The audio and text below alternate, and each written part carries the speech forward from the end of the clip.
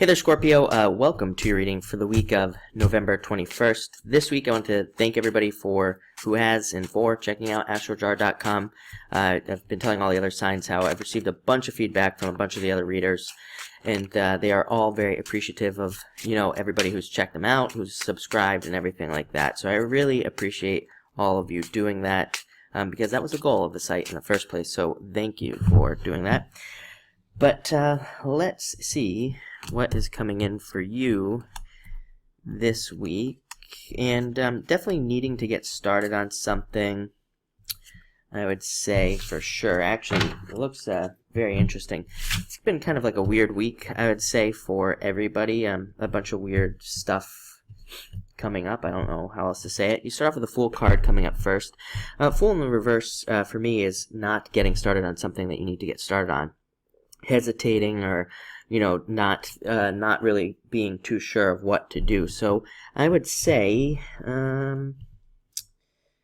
well, I think luckily for you, you're getting another couple of opportunities to do it. So again, if you have an idea for a business, or an idea to just for a project, or an idea for even like dating somebody, or an idea for reaching out to somebody from the past, or anything like that, I would say do it. Don't be afraid to do it. Again, this is, to me, when the Fool comes up in reverse, it says you're not doing it, or you're overthinking it, or you're thinking you need more details than you actually do. Again, sometimes it can come up on like job questions too, so sometimes it can be like, maybe you want to start a job, but you don't feel like you're qualified, or maybe you want to start a business, but you don't think you're qualified. But when it comes in reverse, it's kind of like, just do it. It's like, stop thinking about it. You have plenty of details. You have what you need. You don't need anything more. Just like get going for sure. And you have a couple cards of, well, more than a couple cards of success coming up here at the end.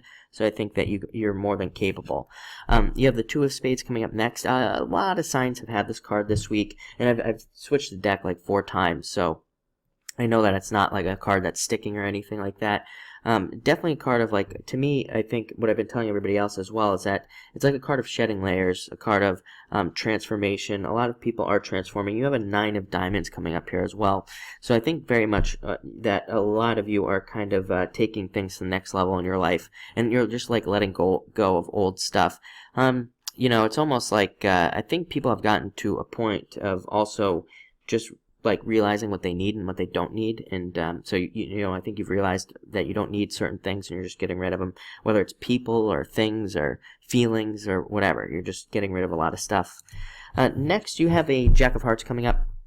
So possible admirer. I've said it like a bunch of times to Scorpio. Scorpio does best with other water signs for sure. Definitely, Pisces for sure, and so I think there could be another person coming in. I was just going to say, the other thing I'm getting is also earth signs as well. So, it said, I think that this could be an earth sign as well, even though it's showing up as a water sign. So don't get too caught up in what the person is. But this can represent an admirer. It can also represent, for those of you that are already in a relationship or just aren't interested, it can represent paying attention to messages you receive in like dreams and in your head and things like that. Next, you show up, King of Hearts. I think you're showing up as the King of Hearts this week. Very good for working really hard. Very good for opening up to love as well. Love opening up to you. But also great for things returning to you. So again, a lot of you could be seeing maybe ideas coming back from the past, I would say mostly, and maybe love as well. Maybe like an old crush or something like that coming back this week with this card. But to me, the King of Hearts is a card of returns and a card of your ships returning, kind of like things coming back to you. So great card for sure.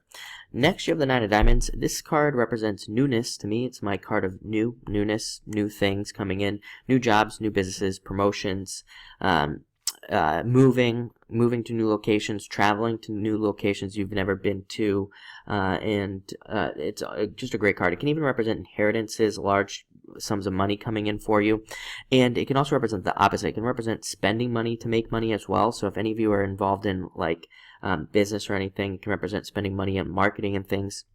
And it does say you will see a return, and it can also represent spending money on things like your car, your health, and being able to see return there. So if you've been thinking about getting a new gym membership or something, it's a great card because it says you will see a return on that like investment.